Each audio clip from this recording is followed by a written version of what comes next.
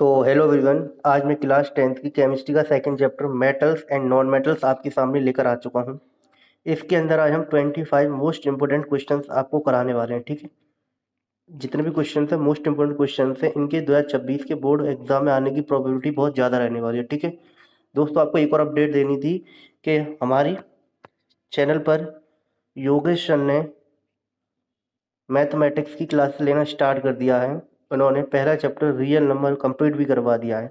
अगर आपने उनकी वीडियो अभी तक नहीं देखी तो इस वीडियो के डिस्क्रिप्शन बॉक्स में जा सकते हैं, वहाँ पे आपको लिंक मिल जाएगी, तो आप उस वीडियो को पूरा देख सकते हैं। ठीक है, तो चलिए मूव करते हैं आज के लेक्चर पे। तो पहला क्वेश्चन ये है, देखिए, a metal and non metal that exist in liquid state at room temperature are respectively.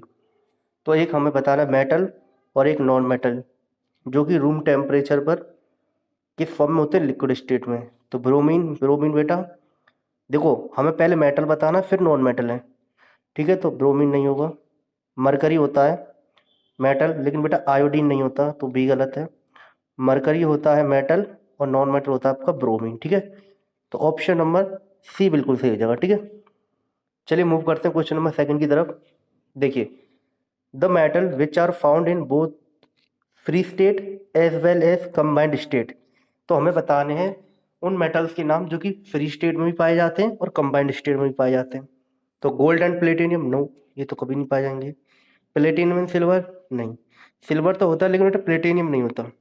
Copper and silver, हाँ ये बिल्कुल सही हो जाएगा। ऑप्शन नंबर सी हमारा बिल्कुल सही है। ठीक है, चलिए मूव करते हैं क्वेश्चन नंबर थर्ड की तरफ।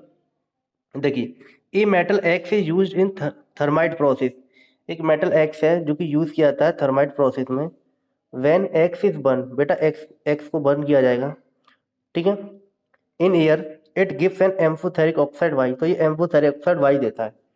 ठीक है, तो ऑप्शन के हिसाब से अगर हम देखें, थोड़ा एफ ही तो एम्फोथेरिक ऑक्साइड देता ही, ए एल हमें एम्फोथेरिक ऑक्साइड देता, तो एक्स की जगह क्या रख सकता हूँ, A L plus O two. तो मेरा रिएक्शन क्या बनेगी, A L two O three.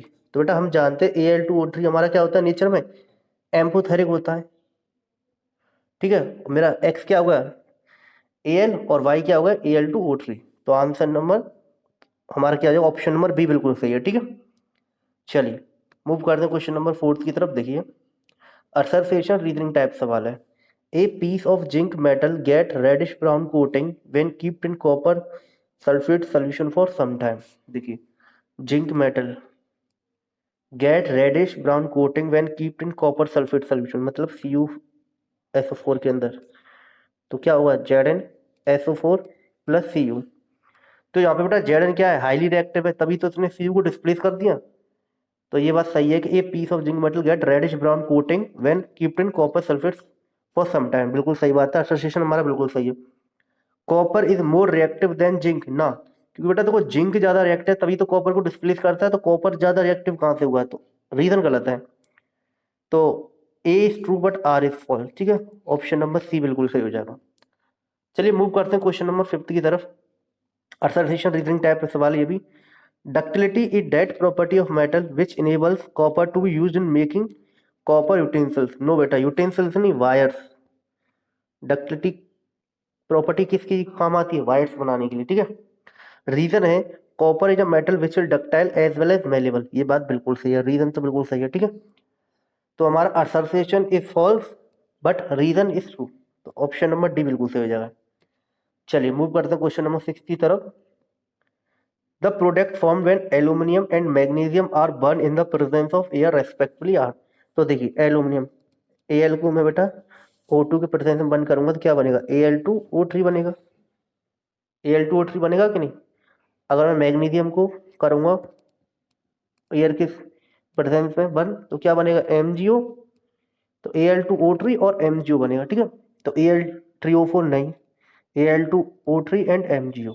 तो ऑप्शन नंबर बी हमारा बिल्कुल सही हो जाएगा। ठीक है, चलिए मूव करते हैं क्वेश्चन नंबर सेवेंथ की तरफ। देखिए, aluminium powder is use in thermite welding because, कि जो एल्यूमिनियम पाउडर होता है वो थर्माइट वेल्डिंग में यूज होता है, ऐसा क्यों। It's reaction with iron is highly exothermic. नहीं, एक बात समझते हैं, पहले हमें इसे थर्माइट रिएक्शन समझ लेते हैं। ठीक है, देखो जब मैं Fe2O3 की रिएक्शन में एल के साथ करवाता हूँ, ठीक है, एल्यूमिनियम पाउडर के साथ, तो मेरे पास क्या बनेगा Fe प्लस Al2O3 और प्लस बेटा हीट निकलती है बहुत सारी, क्या बहुत सारी हीट निकलेगी। तो देखिए हमने क्या किया है कि आयरन थाइऑक्साइड को हीट करने पर हमें क्या जो Fe मिलता है ना वो मोल्टन फॉर्म में मिलता है, याद रखना मोल्टन मिलता है, ठीक है। और Al2O3 निकलता है। तो देखिए when it is heated with iron trioxide molten iron is obtained. हाँ ये बात सही है, ठीक है। थर्ड ऑप्शन पढ़ लेते हैं, when it is heated with iron trioxide molten aluminium oxide. Molten aluminium oxide नहीं, हमें Fe मिलता है, तो ऑप्शन नंबर सी बिल्कुल गलत है। थर्ड डी ऑप्शन देखते हैं, it's melting point is low as compared to iron and molten alloy of iron aluminum formed on heating which is used to railway tracks। हाँ ये बात तो सही है कि जो हमारा जो मोल्टन Fe होता है वो किसके काम आता है, जॉइंट रेलवे ट्रैक्स वगैरह के जो क्रैक्स पड़ जाते हैं उनके लिए, लेकिन जो मेल्टिंग पॉइंट वाली बात की है बिल्कुल गलत है, ठीक है। चलिए मूव करते हैं क्वेश्चन नंबर 8 की तरफ। Reaction between two element A and B form a compound C. A loses electron and B gain electron. बेटा देखो लूज कौन करता है, इलेक्ट्रॉन, मेटल करते हैं, ठीक है। और रिएक्शन किसके साथ हो रही है, बी गेन्स इलेक्ट्रॉन, तो गेन कौन करता है, नॉन मेटल। ये बात सही है। चलिए आगे चलते हैं। तो which one of the following property will not shown by compound C. तो जो कंपाउंड सी बनेगा ना, तो याद रखिए कंपाउंड सी हमेशा आयोनिक बनेगा, आयोनिक कंपाउंड बनेगा, ठीक है। क्यों, जब मेटल और नॉन मेटल रिएक्ट करते हैं तो आयोनिक कंपाउंड ही बनता है हमारा। तो it is high melting point, no. It is highly soluble in water, no. It has weak electrostatic force of attraction between its positively charged ions। Option number B बिल्कुल, option number C बिल्कुल सही जगह, ठीक है। क्योंकि जो ionic compound होते हैं उनके बीच में इलेक्ट्रोस्टैटिक फोर्स मौजूद होती है ना, जैसे मान लो आप NaCl की बात कर लेते हैं, NaCl इसे तोड़ेंगे तो क्या बनेगा, Na positive plus Cl negative, ठीक है। तो इनके बीच में का एक चार्ज है, इन चार्जेस की वजह से इनके अंदर इलेक्ट्रोस्टैटिक फोर्स मौजूद होती है, ठीक है। चलिए मूव करते हैं क्वेश्चन नंबर 9 की तरफ। The most common method of extraction of metal from their oxide ore is. तो हमें वो मेथड बताना है जिससे हम एक्सट्रैक्ट कर सकते हैं मेथड को, जो कि कॉमनली यूज किया जाता है उसके उसके ऑक्साइड ओर में से निकालने के लिए, ठीक है। तो देखिए रिडक्शन विद कार्बन, हाँ बेटा ऑप्शन नंबर यही सही है, ठीक है। क्योंकि रिडक्शन विद हाइड्रोजन नहीं, एल्यूमिनियम भी नहीं, इलेक्ट्रोलाइटिक रिडक्शन भी नहीं, ठीक है। देखो एग्जाम्पल के थ्रू समझाने की कोशिश करता हूँ। अगर मैं ZnO जिंक ऑक्साइड, क्योंकि उसने बोला ना कि ऑक्साइड ओर में से निकालते हैं। अगर मैं सी के साथ रिएक्ट बनाऊँ, सी क्या है मेरा, कार्बन है, और कार्बन है किसकी तरह काम कर रहा है, रिडक्शन की तरह, ठीक है। तो ये क्या करेगा, Zn प्लस Cu। तो ये क्या है मेरा जिंक मेटल बाहर आ गया, सॉरी ये CO बनेगा, तो ये जिंक मेटल बाहर आ गया। तो इस तरीके से हम एक्सट्रैक्ट कर लेते हैं, ठीक है। तो हमारा कौन सा मेथड सबसे ज्यादा यूज होता है, रिडक्शन विद कार्बन। चलिए मूव करते हैं क्वेश्चन नंबर 10 की तरफ। The metal obtain from their molten chloride by the process of electrolytic reduction are. तो इलेक्ट्रोलाइटिक रिडक्शन से हमें कौन सी, हमें मोल्टन क्लोराइड्स मिलते हैं, अच्छा sorry the metal obtain from their molten chloride, मतलब कौन से मेटल्स हमें मिलते हैं उसके मोल्टन क्लोराइड से जब हम इलेक्ट्रोलाइटिक रिडक्शन करते हैं, ठीक है। तो देखिए gold and silver no, calcium and magnesium, ये बात सही है। क्यों, एक बात समझिए बेटा, इलेक्ट्रोलाइटिक रिडक्शन कौन करते हैं, हाईली रिएक्टिव एलिमेंट करते हैं, कौन, हाईली रिएक्टिव एलिमेंट करते हैं, ठीक है। हाईली रिएक्टिव करेंगे, जो रिएक्टिविटी सीरीज में सबसे ऊपर आते हैं, सिल्वर एंड गोल्ड तो बहुत नीचे आते हैं, कैल्शियम मैग्नीशियम ऊपर आते हैं, एल्यूमिनियम सिल्वर ये नीचे हो गए, सोडियम एंड आयरन ये भी नीचे, ठीक है। चल क्वेश्चन नंबर 11, ये भी सरफेशियल रीजनिंग टाइप है। Hydrogen gas is not evolve when a metal react with nitric acid. ये बात बिल्कुल सही है बेटा, हाइड्रोजन गैस कभी भी नहीं निकलती जब मेटल रिएक्ट करते हैं नाइट्रिक ऑक्साइड के साथ, ठीक है। Reason nitric oxide is strong reducing agent and reduces the hydrogen produce in the reaction to water. But एक बात सुनिए, जो नाइट्रिक ऑक्साइड होता है वो आपका रिड्यूसिंग एजेंट नहीं होता, याद रखना है, वो ऑक्सीडाइजिंग एजेंट होता है, क्या, ऑक्सीडाइजिंग एजेंट है। तो यहाँ से एक बात क्या पता चली कि रीजन तो गलत है लेकिन असर्सेशन सही है। तो assertion is true but R is false, option number C बिल्कुल सही हो जाएगा, ठीक है। चलिए मूव करते हैं क्वेश्चन नंबर 12 की तरफ। Aluminium does not choroid easily because, कि जो एल्यूमिनियम होता है इजिली कोरोइड नहीं करता, इसका कारण क्या है, it is noble metal. No बेटा, एल्यूमिनियम कब से नोबल मेटल हो गया। It form a protective oxide layer, ये बिल्कुल सही है बेटा। तो ये कौन सी लेयर बना लेता है, Al2O3 की प्रोटेक्टिव लेयर बना लेता है, जिससे इसको कोरोइड करना आसान नहीं होता, ठीक है। चलिए, the main observation while performing the experiment of burning magnesium ribbon in air are. तो देखो बेटा, जब मैं एमजी को ऑक्सीजन के प्रेजेंस में बंद करता हूँ तो क्या बनता है, एमजीओ, ठीक है। तो ये क्या है, ये मैग्नीशियम ऑक्स मेरा क्या है, मैग्नीशियम ऑक्साइड है, ठीक है। तो ये बेटा हमें पाउडर फॉर्म में मिलता है, याद रखना, ठीक है, पाउडर की फॉर्म में मिलता है। तो magnesium river burn with dazzling white film, ये बात सही है बेटा। देखिए, जो मैग्नीशियम वायर होता है ना, वो डेजलिंग व्हाइट फिल्म के साथ ही जलता है, तो ऑप्शन नंबर ए बिल्कुल सही है। ए वाइट पाउडर इज फॉर्म्ड, ये बात भी सही है कि व्हाइट पाउडर बनता है एमजीओ, ठीक है। मैग्नीशियम रिबन वेपराइज इज गलत, aqua solution of white powder turn, ये भी गलत, ठीक है। तो फर्स्ट एंड सेकंड हमारा बिल्कुल सही है।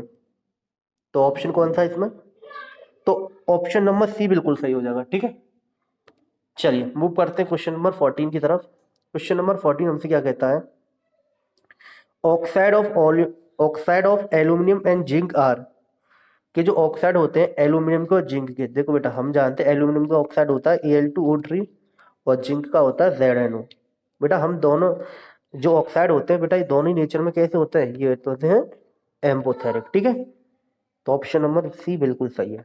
तो चलिए मूव करते हैं क्वेश्चन नंबर 15 की तरफ।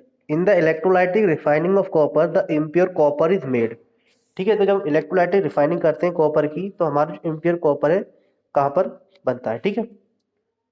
तो देखिए बेटा, मैं आपको ना पूरा डायग्राम के थ्रू इसी क्वेश्चन को समझाने की कोशिश करूंगा। देखिए, हम इलेक्ट्रोलाइटिक रिफाइनिंग कर लेते हैं। यहाँ पे आप देख सकते हैं,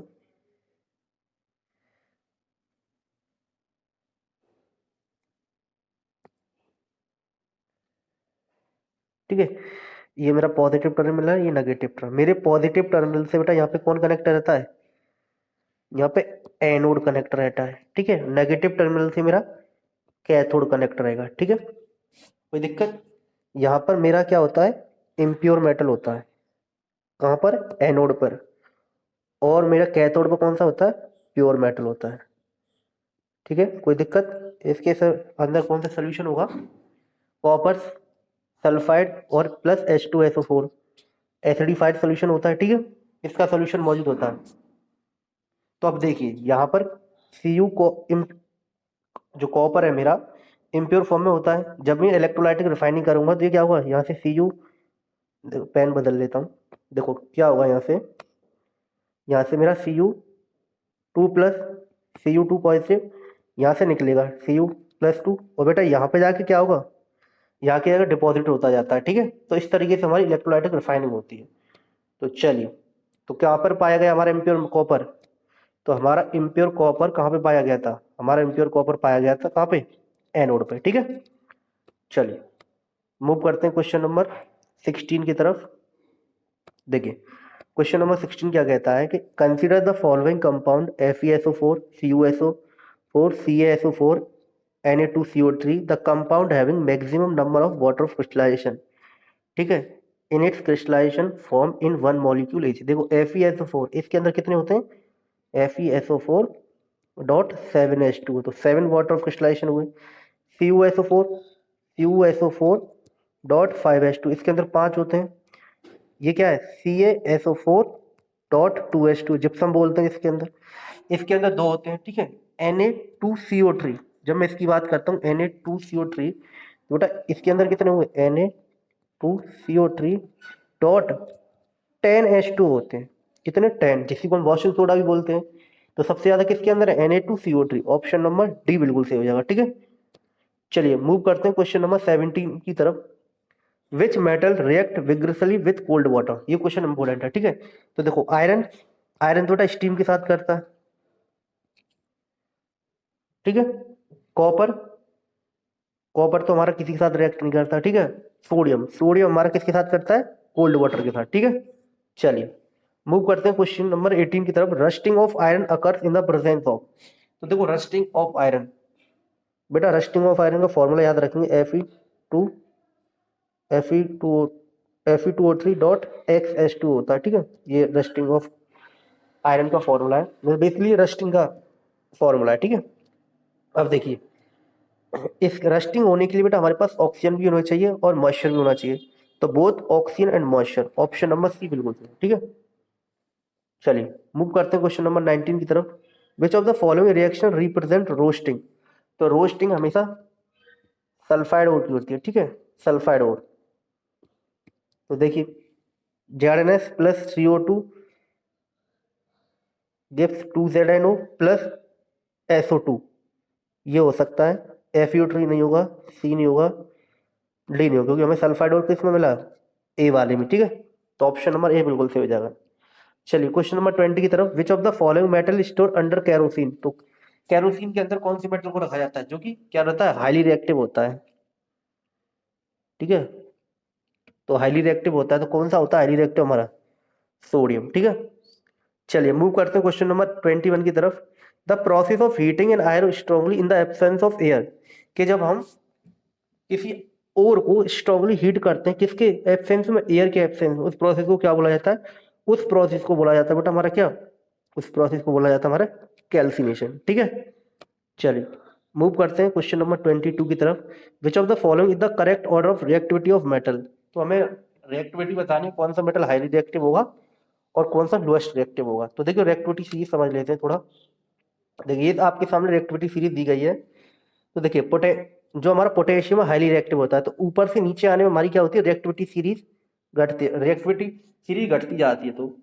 तो पोटेशियम सबसे ज्यादा रिएक्टिव है, और जो जो गोल्ड है हमारा सबसे लेस रिएक्टिव है, ठीक है।